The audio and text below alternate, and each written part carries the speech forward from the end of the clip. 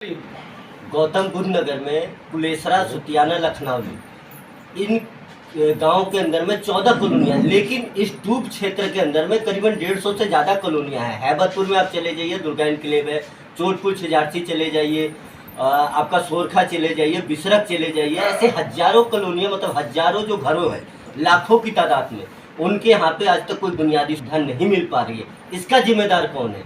जब भी हम प्रशासन से मुलाकात करने की कोशिश करते हैं तो प्रशासन डीएम महोदय हमसे मिलने से मना कर देती हैं, ज्ञापन दे के आते हैं, हमें कीड़ा मकोड़ा समझ के वापस कर दिया जाता है। तो इस बार कुलेसरा, सुतियाना, लखनऊ तीनों गाँव के जो डूब एरिया जिसको अवैध कॉलोनी बोला जाता है, उसकी जनता ने ये ठाना है कि हम अब माननीय मुख्यमंत्री से सीधे मिलेंगे और नंगे पाँव जाके मिलेंगे।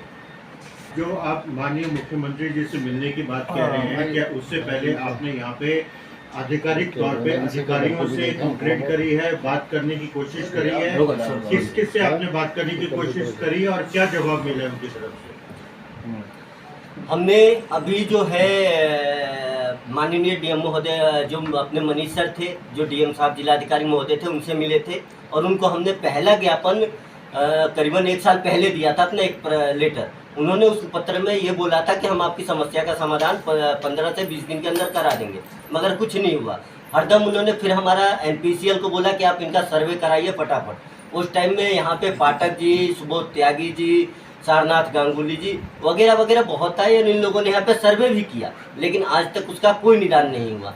इसके तत्पश्चात हमने डीएम महोदय को फिर ज्ञापन दिया कि सर हमारा अभी तक कोई समाधान नहीं हुआ, अगर हमारा समाधान नहीं होता है तो हम माननीय सीधे मुख्यमंत्री से मिलने के लिए निकलेंगे। और इसके लिए हम लोगों ने राष्ट्रपति, प्रधानमंत्री, मुख्यमंत्री को पिछले 6 महीनों से लेटर पे लेटर भेज रहे, मगर एनपीसीएल एक ही जवाब लिख के भेजता है कि मेरी तरफ से कोई रोक नहीं है। जिला अधिकारी महोदय अगर आज बोल दे तो मैं आज बिजली कनेक्शन देने के लिए खड़ा हूँ। जिस क्षेत्र की आप बात कर रहे हैं जी, सरकार की सबसे बड़ी चीज़ क्या होती है कि जिस समय ये कॉलोनी बसी थी, लगभग 2008 की है, 2008 से चल रहा है, कुछ आदमी 2094 और 95 का भी है। लेकिन कॉलोनी बसने के समय रजिस्ट्री हो रही है, रजिस्ट्री का पूरा पैसा दिया गया, रजिस्ट्रार ने रजिस्ट्री किया, पटवारी ने दाखिल खारिज किया और ग्रेटर नोएडा प्राधिकरण के तरफ से वो आला अधिकारी जिनकी ड्यूटी इस क्षेत्र में लगी हुई है, निर्माण नहीं होनी चाहिए, फिर वो ड्यूटी क्या कर रहे थे, किस तरह की ड्यूटी किए, जो यहाँ निर्माण हो गई। कोई भी कॉलोनी, कोई भी मकान 24 घंटे में नहीं बनी है। जिस मकान को बनाने में लगभग साल और 2 साल का समय लगा हुआ है, क्या 2 साल तक प्रशासन अंधी थी? किसी ने कुछ नहीं देखा? अगर किया तो आकर इन गरीबों के जो 2 वक्त की रोजी रोटी कमा करके एक छोटा सा आशियाना बनाए हैं, उस आशियाने के एवज में 1000, 2000, 5000 और 10,000 का रिश्वत लेते रहे।